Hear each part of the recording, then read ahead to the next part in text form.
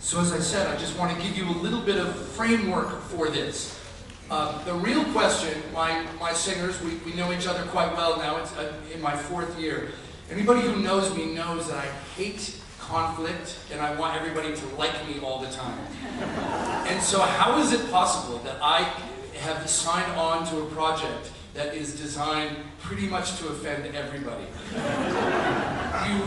Norman Lebrecht, who's one of my favorite writers about music, has a blog, and he somehow heard about this, and he put up a note about it. And he said, "Only in New York could this happen." And the comments underneath, it was like I had killed Bach myself. But I just wanted to frame what we're doing today by saying this. So I've spent much of my adult life doing the music of Bach. I lived in Sydney, Australia, and conducted more than half of the cantatas and all of the sacred music. And I had often subscribed to this idea that people so blithely say that Bach's music is universal. And then, one day, when we were preparing the St. Matthew Passion, a friend of mine gave me an old recording to listen to from 1941, made at Thomaskirche.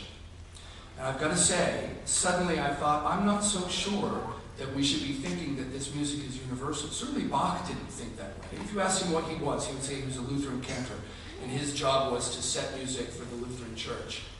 I was really moved to think of what was going on around Leipzig when that recording was made. And I was really fascinated to find a reference to it by a great writer about music called Michael Steinberg, who wrote choral works, A Listener's Guide. And he had fled Nazi Germany himself. And so I'll just read this, so that if anybody came today thinking, well, Bach is universal and maybe we shouldn't touch his music, I was really very moved by this. He said, I no longer remember just what it was, but I think it must have been some extraneous noise in listening to this recording, like that of a page being turned or a bow hitting a music stand. Whatever it was, it suddenly awakened me to the fact that this was not just Bach coming from the speaker, but that these were sounds made by particular human beings.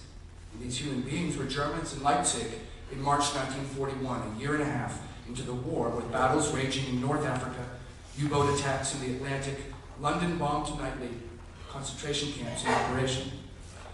Were some of those singers and players members of the Nazi Party? Did they wear swastika lapel pins? Had they used the so-called German greeting Heil Hitler when they arrived at the recording session? Or did they still say Guten Tag? Did they sign their letters with that same German greeting? Having been so pulled powerfully, even violently, into the world of the St. Matthew Passion, I suddenly felt pushed out again, an outsider, a non-Christian, a person who had been expelled from German life, culture, and language, face to face with a work that had been composed solely to incite listeners to devotion, in the words of Bach's contract with the city of Leipzig. So I think that we should confront this idea of what is universal in Bach, and that we should say, let's reappropriate him. Let's take the beauty of what he came up with and see what it's like when we do transpose it, when we do modulate it into other cultures. I am also struck, as somebody who's done so much Bach, and I've done the B minor Mass several times, you know, most of those movements didn't start out in Latin. They started out in German, and they each came from a different cantata. And that is in and of itself fascinating, and it's why when Eric approached me, I thought, what a fantastic project, because Bach himself was so plastic in his use of his music. What really mattered was that the affect, the emotional content of the single movement mattered more than anything else. Then he would marry that, in a sense, to his theology. So, for example, one of the movements will sing, the Qui tollis peccata mundi, he who takes away the sins of the world, have mercy on us. Well, in BWV 46, a cantata, the text originally was, behold and see if there be any sorrow like my sorrow that has come upon me. Nothing about sin, but the same emotional sense. And then Eric reworked that. You who forgive sin and iniquity, have mercy on us, we pray. So accounting for different cultures and different times, I would like to think that Bach would at least understand, if not approve, of this project, because he was always wrestling with his own theology. And what is so fascinating is you'll hear from Eric and the way that he approached so many of these things. It allowed Eric to wrestle with the Jewish theology, and now I feel like I know so much more about that. And I just want to say one other thing for the doubters out there about going from religion to religion. You know, in many ways, it wasn't Judaism or Islam that was the problem for Lutherans. It was Catholicism. That was what they had run screaming from. And I don't know if you know a beautiful piece called the Stabat Mater by Pergolesi, who was a direct contemporary of Bach's.